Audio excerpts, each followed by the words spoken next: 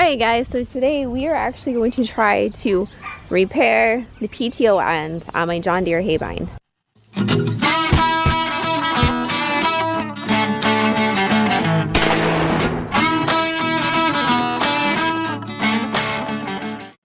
So in a nutshell, this is the holder for the PTO, and this is what I had always carried it in. I never left it attached to the tractor while I'm driving because I thought that that was probably not the best thing to do. You have it connected to your tractor when you're going to use it. So I'd always disconnect it and put it up here just like this. Well, the last time I used this traveling down the road to our rented field, this somehow managed to bounce out and drop to the ground, and the end that connects this to the tractor fell out in the road. I didn't notice until probably like a day or two later, and so as soon as I found out what had happened, I went back down the road to look for it, and of course it was gone. Nobody thought to set it on the side of the road in case the owner would come back looking for it. I mean, they do that with hubcaps. Why not with tractor PTO parts? So I don't know if somebody picked it up and threw it away, or if they picked it up and said, "Score! I got something awesome." Regardless, this is one of those things that is really hard to find a replacement for. So, step one was going to the junkyard.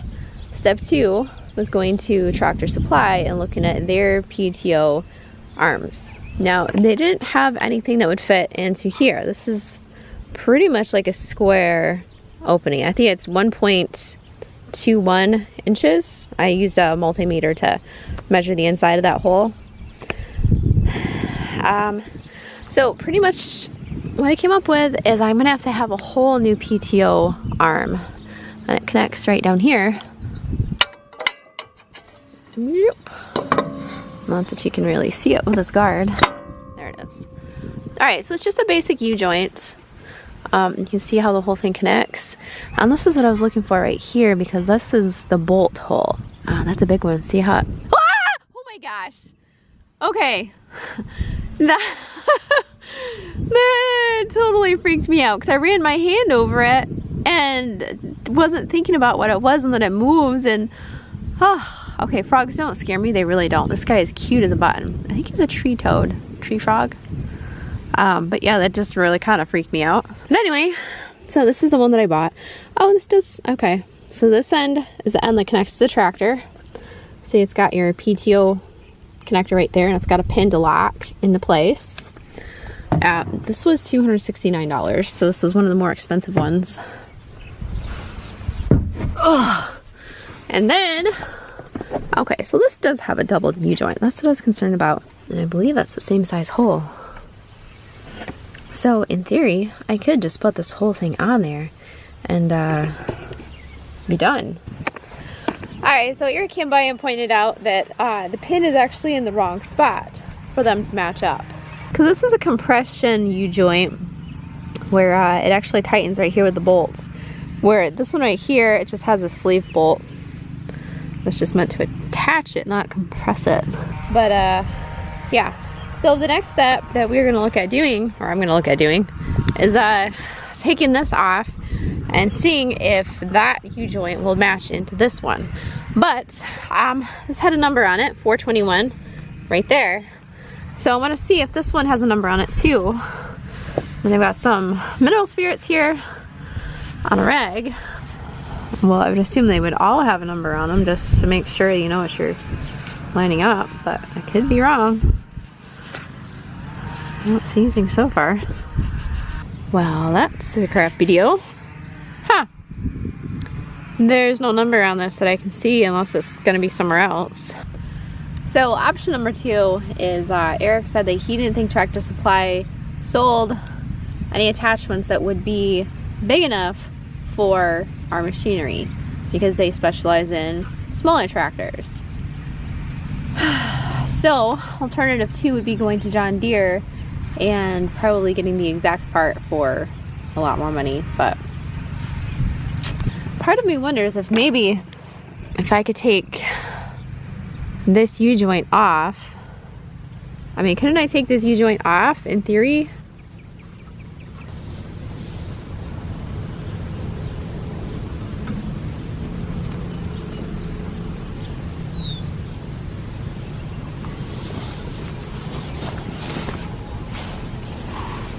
Mr. Froggy. So we don't want him to get hurt or covered in PB Blaster, so we're gonna go see if we can find him a different home.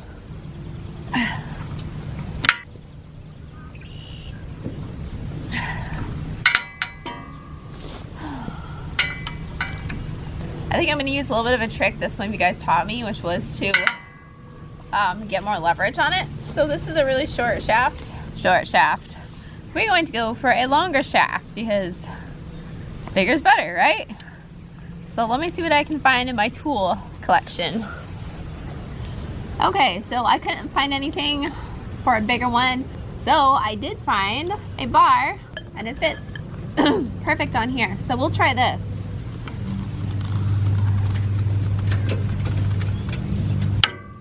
Oh, I think I got it. I felt something give. Woohoo! I got it! Except it's falling off still. Sweet! Thanks again to Michael for the ratcheting set, and the wrench is from Ed. So thank you guys both. Let's see how we can do with this.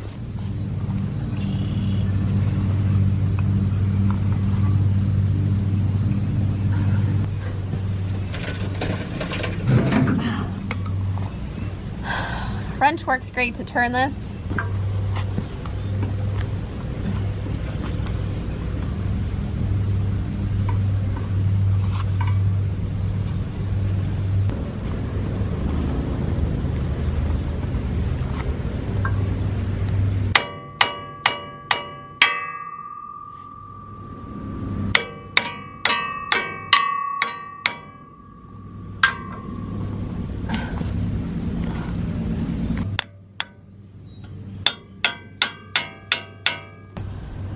Okay, so I'm sure many of you guys can pull that out without any issue. Those of us that are just a little bit less strong need to resort to more drastic measures, or as I like to say, more creative measures.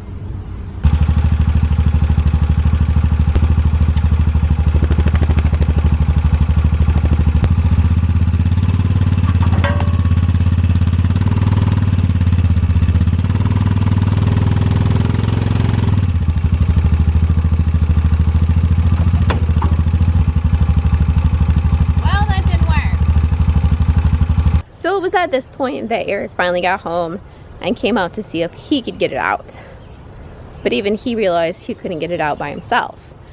So together, we gave it a shot.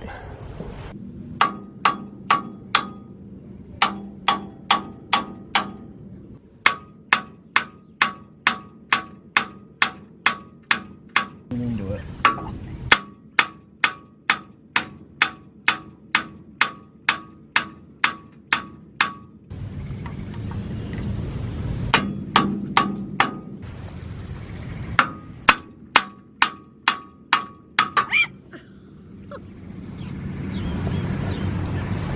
I can see that was coming, but at least you grabbed it.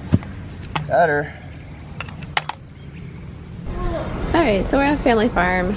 I couldn't bring my camera into Tractor Supply because I couldn't carry the PTO shaft plus my camera plus the half of the PTO shaft. Too much. So I tried the square ends inside the tube that I have, and they were either way too big or way too small. There was nothing in between.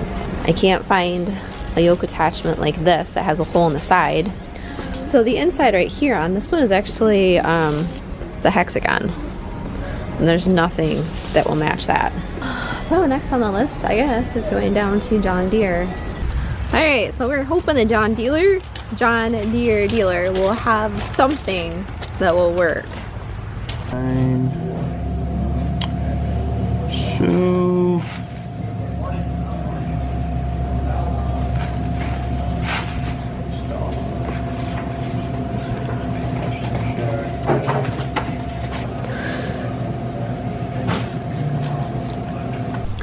Alright, so we finally got somewhere at John Deere. I think the price is roughly about what I was expecting. So the story with the other place, I did have a couple of subs. All of them sent me the same link to a store on eBay, and then there was another store that offered it on a different website too. It was a part for the 1209 John Deere mower conditioner, and it was the part that I needed, but I don't know if it was going to fit. I did call the company to see if they could measure it for me to see if it would fit inside my shaft, and unfortunately they couldn't measure it because the part wasn't there in their office. They would have to wait until tomorrow, measure it then, and then possibly ship it out later. Problem being, I need to cut my hay like Monday, Tuesday-ish, depending on the weather, but you know, with hay, you don't have time to wait, so it could take up to 4 days to have the part shipped to me. I don't have 4 days to wait. So, it takes 2 days to have John Deere ship their parts in. So this is what the schematic looks like. And this is for the 1219, which is apparently the one that we have. So the part right here, this, and this, and this is what he ordered. That's the safety shield, that's another safety shield, and this is what he thought was more safety shield parts too. So this and this, that's what he ordered. So hopefully that will do it. So I'm gonna wait till Saturday. We'll go down there Saturday, hopefully get the whole thing together Saturday night. And hopefully it'll work. Fingers crossed.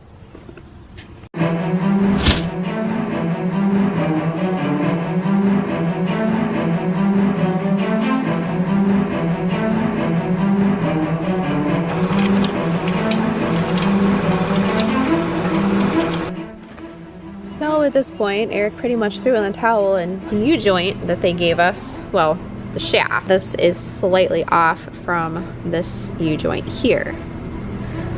So I don't know if you can tell, but these two sides are lined up and this one's in just a little bit. Eric tried to get the U-joint in and it was not lining up. So I've concluded that these John Deere U-joints are forged straight from the fires of hell.